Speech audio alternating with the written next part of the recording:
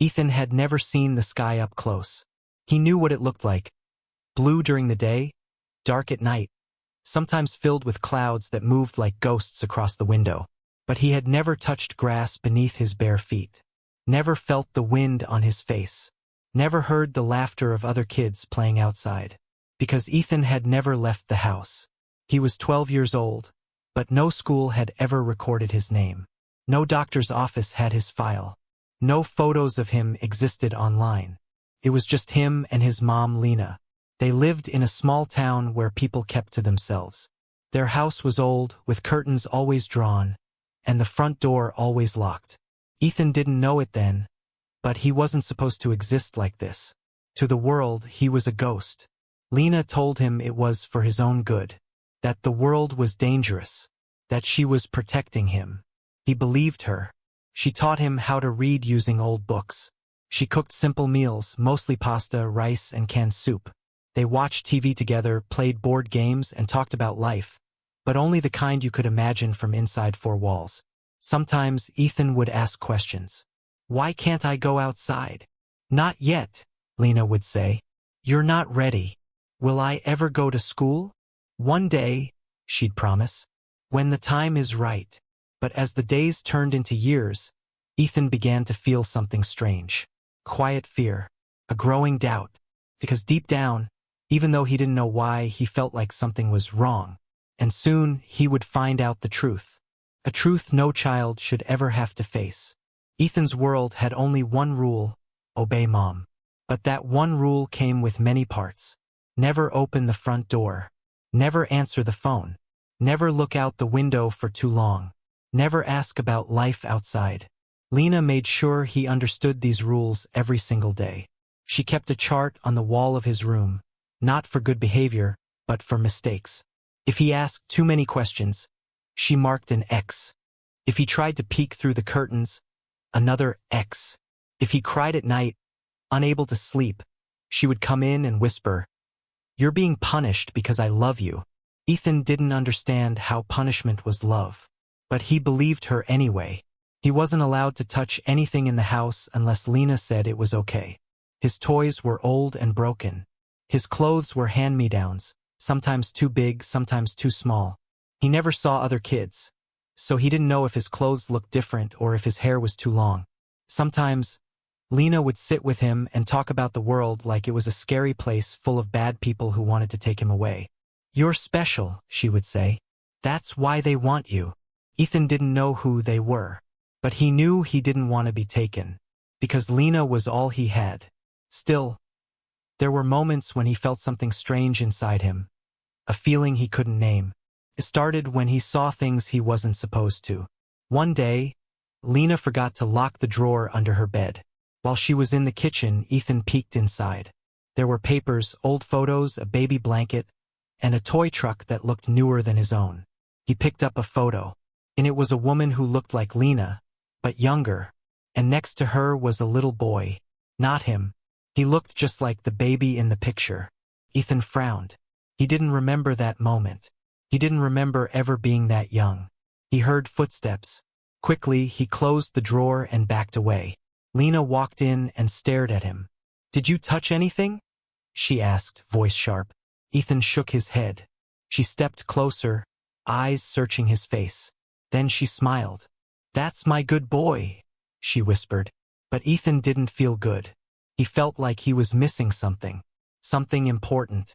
And for the first time, he wondered if his mother was lying to him. It was a quiet afternoon. Lena had fallen asleep on the couch, something she rarely did. The TV hummed softly in the background, playing an old movie Ethan had seen 100 times. He sat at the kitchen table, coloring with crayons that were worn down to stubs. Then he saw it, a flicker of movement outside the window. His heart jumped. He got up slowly, careful not to make any noise. He pulled the curtain back just a little, and there she was, an older woman walking a small dog across the street. Her hair was white, and she smiled as the dog sniffed the grass. Ethan had never seen anyone like her before. Not up close. He watched, fascinated. She looked up. Their eyes met. For a second, neither of them moved. Then the woman's smile faded. Her eyes widened slightly, like she had seen something strange. She knocked on the door. Ethan froze. He turned to look at Lena, still asleep. The knock came again. Ethan didn't move. After a moment, the woman walked away. But Ethan couldn't stop thinking about what just happened. Someone had seen him. Someone had looked at him like they noticed he existed. That night, Lena woke him up. Her face was cold. "You looked out the window," she said quietly. Ethan swallowed hard. "I didn't open it." "You weren't supposed to look," she whispered. Then she made him sit in the corner, facing the wall for hours. "No talking," she said. "No moving. Just thinking about what you did wrong." Ethan stayed still, tears burning behind his eyes. He didn't understand why looking out the window was so bad. All he knew was that someone had seen him, and for the first time, he felt like maybe he wasn't invisible after all. The woman from outside was Mrs. Collins, a retired schoolteacher who had lived in the neighborhood for over 20 years. She had always thought Lena was quiet, polite, but distant. She never invited people in, never joined community events, and she never seemed to have visitors. But now, Mrs. Collins couldn't stop thinking about the boy behind the window. He looked thin, pale, and when their eyes met, he looked scared. That night, she sat at her kitchen table with a cup of tea and her phone. She typed into Google, "Signs a child is being abused." She read through the list carefully. Isolation from the outside world, fear of parents or caregivers, unexplained injuries or poor physical condition, no record of schooling or medical care. Mrs. Collins frowned. She didn't know for sure if anything was wrong, but something felt off. The next day, she walked past Lena's house again. Through the small crack in the curtains, she saw the boy again, Ethan, standing near the window, staring out like he was hoping someone would see him. She gave a small wave. He didn't wave back, but his eyes followed her until she was out of sight. Later that week, Mrs. Collins made a call. "Hello," she said to the voice on the other end. "I think there might be a child in danger." She gave the address. She didn't mention what she saw, just that something wasn't right. A few days later, 2 workers from social services arrived at Lena's door. Lena answered with a warm smile, as if she had been expecting them. "We're checking in on family well-being," one of them said gently. Lena nodded. "Of course. Everything's fine here." They asked questions, smiled, looked around, but they never saw Ethan. He was hiding in his room, curled up on his bed, hands over his ears. Lena had told him not to make a sound, and so he didn't. When the workers left, Lena turned to Ethan. Her voice was calm, but her eyes were cold. "You almost ruined everything," she whispered. Then she locked the door, and for the first time, Ethan truly understood. He wasn't just different. He was being hidden. Ethan began having nightmares. At first, they were just flashes, blurry images of a place he didn't recognize. A crib, a mobile spinning above him, a woman's voice singing softly. But then the dreams became darker. He saw himself crying in a car, saw someone pulling him out, heard yelling, screaming, then silence.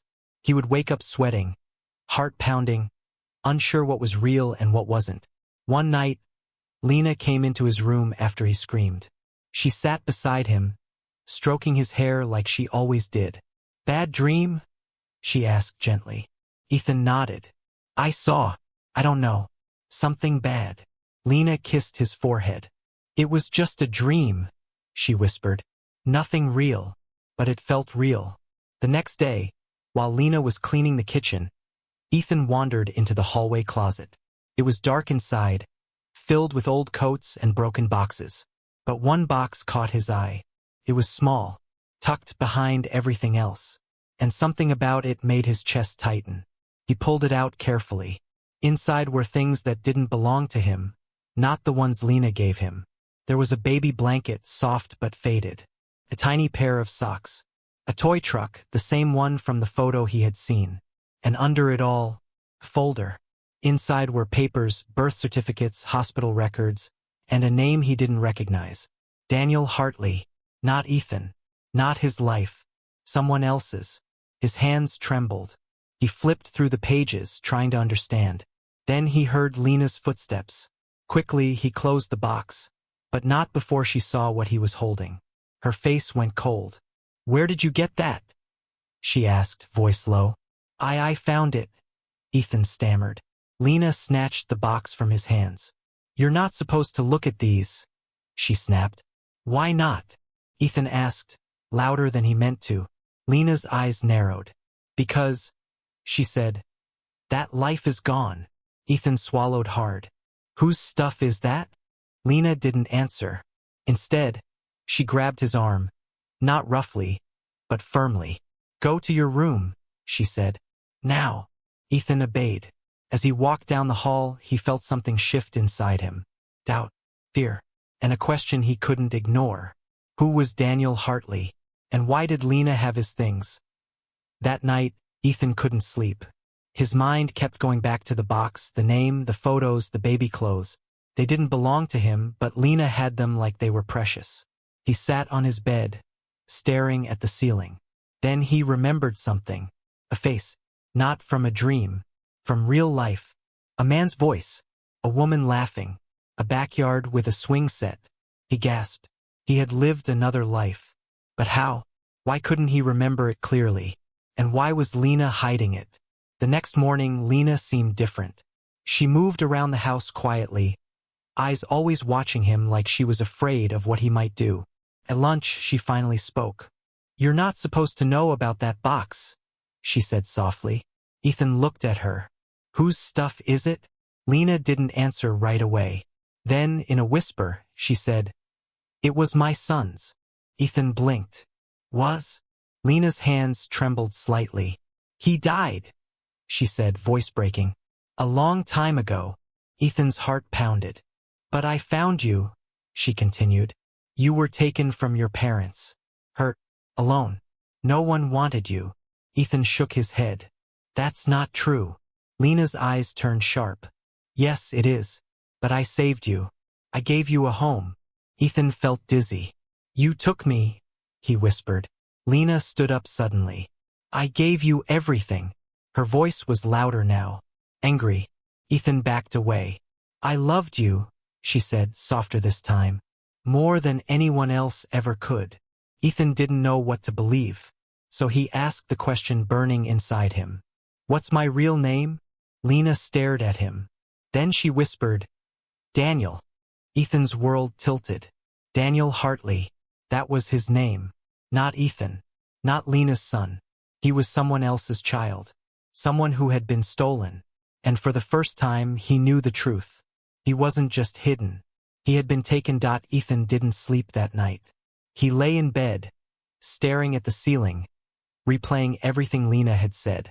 His real name was Daniel. He had been taken from his parents. And for 12 years, he had lived a lie. He needed to know more. The next morning, Lena left the house for the first time in weeks, saying she needed groceries. As soon as the door closed behind her, Ethan got up. He went straight to the hallway closet and pulled out the box again. This time, he wasn't going to stop until he found something, anything, that could prove who he really was. Inside, he found the same baby clothes, the toy truck, and the folder with hospital records. But this time, he noticed something new.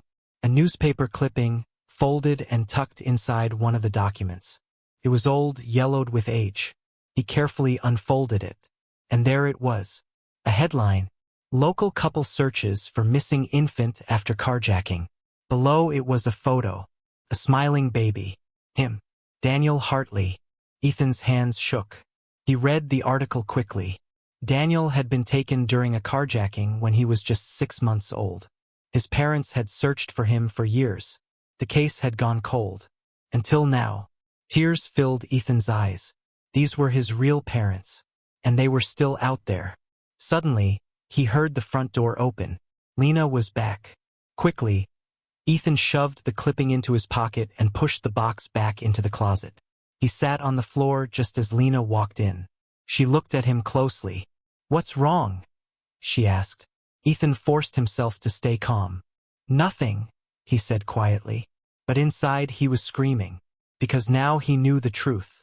and he couldn't keep pretending. Later that week, Mrs. Collins came by again. This time, she knocked firmly. Lena answered, but Ethan stood behind her, peeking through the crack in the door. Mrs. Collins looked directly at him. Then she turned to Lena. "I think it's time someone helped your son," she said. Lena stiffened. Before she could respond, Mrs. Collins stepped back and pulled out her phone. "I already called." Lena's face turned pale. "No," she whispered. Ethan's heart pounded. This was it. The moment everything would change. The police arrived quickly. Sirens echoed through the quiet neighborhood. 2 officers stepped out of the car, followed by a social worker Ethan had never seen before. Lena stood in front of the door like a wall, blocking the way. "This is a misunderstanding," she said firmly. "Everything's fine." But Ethan stood behind her, clutching the newspaper clipping in his pocket. Mrs. Collins stepped forward. "I think this boy needs help," she said. "Please, just talk to him." One of the officers turned to Lena. "Ma'am, we need to speak with your son." Lena didn't move. "He's not going anywhere," she said coldly. Then Ethan spoke. "My name isn't Ethan," he whispered. "It's Daniel." Everyone turned to look at him. Lena's face twisted in fear. "No," she said, reaching for him. But one of the officers gently stepped between them. "Sir," he said calmly, "we need you to step aside." Lena shook her head. "He's mine." Ethan looked up at her. "No," he said softly, "I'm not." Tears filled her eyes. But the officers opened the door. And for the first time in 12 years, Ethan stepped outside. The world was brighter than he remembered. The air smelled different, fresh, real. Cars passed by. Birds chirped. He looked around, overwhelmed. This was real. He was free. At the hospital, doctors examined him carefully. They found signs of malnutrition, emotional trauma, lack of regular medical care. A detective named Ramirez sat with him. "We're going to find your real parents," he promised. Ethan nodded, still holding the newspaper clipping. Days passed, then weeks. Detectives worked tirelessly, matching records, searching databases, following leads.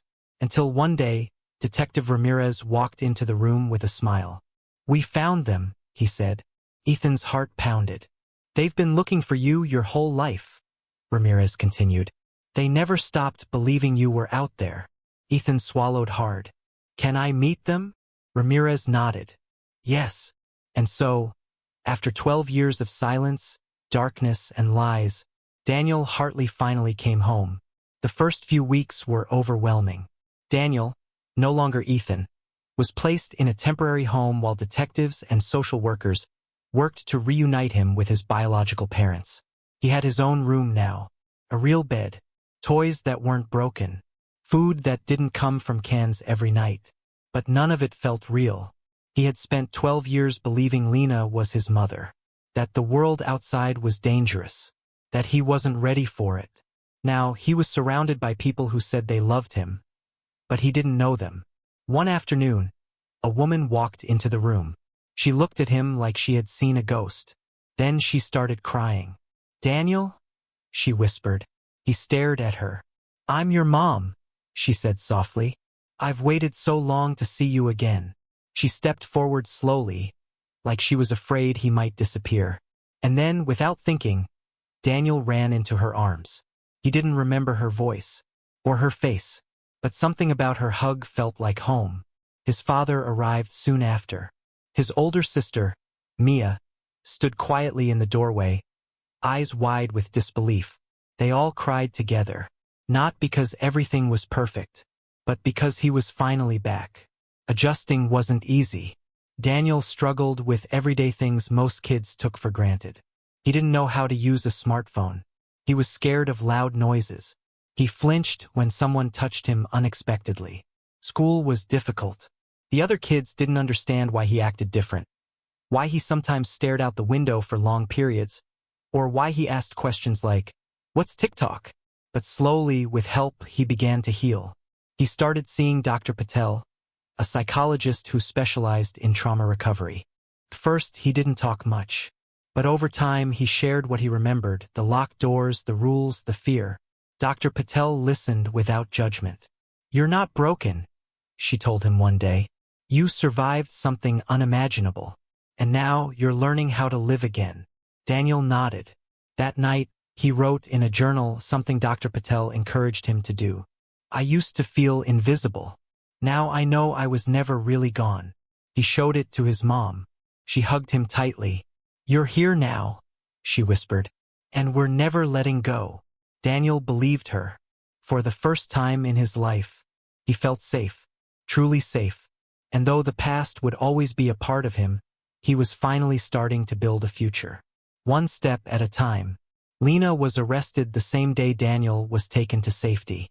She didn't fight the officers. She didn't run. She simply stood in the doorway, watching as the boy she had raised, the boy she had stolen, walked away from her forever.